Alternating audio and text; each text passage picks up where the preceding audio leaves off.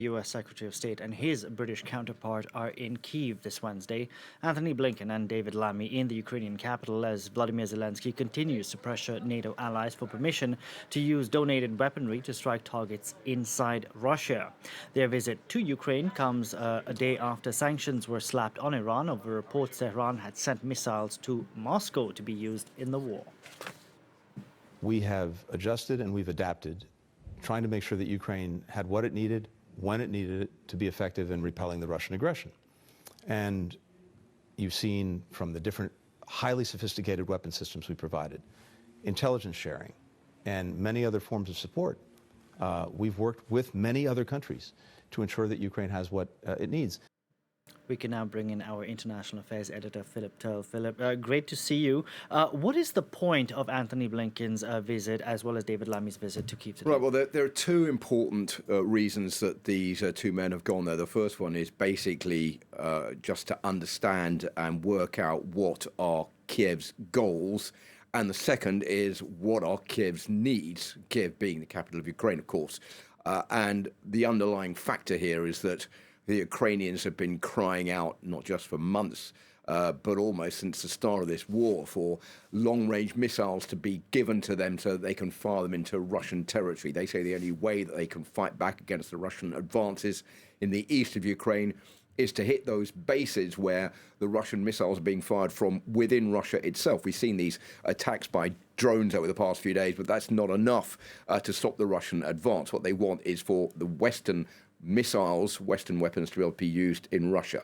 They say they're basically fighting with their one arm tied behind their back. The problem here is that the West, and in particular the United States, don't want Ukraine to be able to do that because they are worried about this spiraling into a much wider war with potentially Russia unleashing attacks against NATO members, and this could all basically turn out to be a much wider conflict.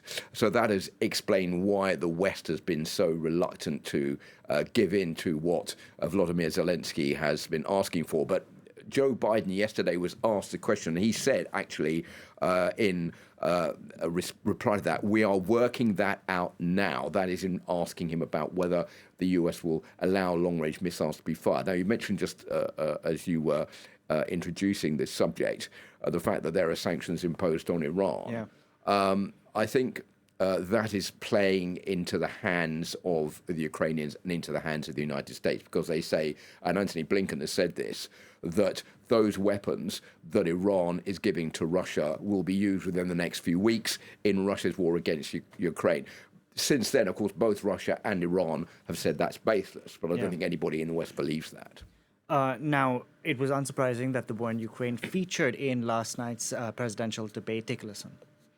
Understand why the European allies and our NATO allies are so thankful that you are no longer president. Otherwise, Putin would be sitting in Kyiv with his eyes on the rest of Europe, starting with Poland. And why don't you tell the 800,000 Polish Americans right here in Pennsylvania how quickly you would give up for the sake of favor and what you think is a friendship with what is known to be a dictator who would eat you for lunch. I want to get the war settled. I know Zelensky very well, and I know Putin very well. I have a good relationship, and they respect your president, okay? They respect me. They don't respect Biden. We're playing with World War III, and we have a president that we don't even know if he's... Where is our president? We don't even know if he's a president.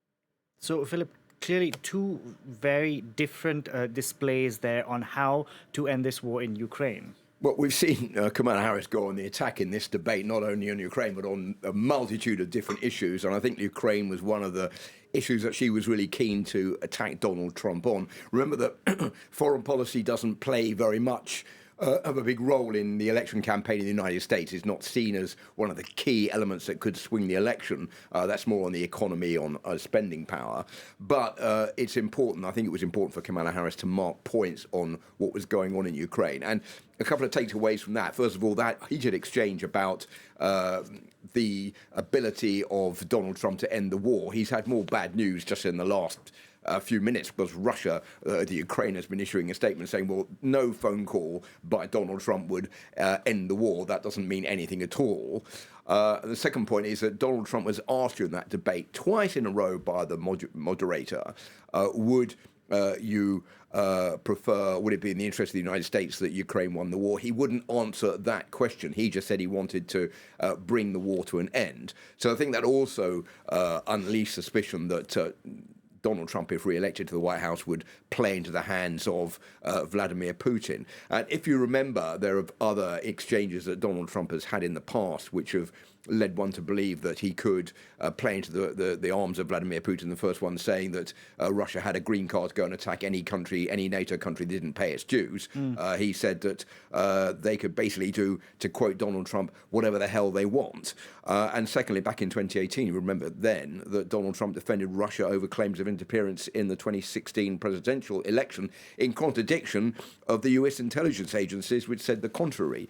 So all of that playing into the hands of what many say would be Donald Trump's flattery towards Vladimir Putin. Thank you very much for that, Philip. Philip Turle.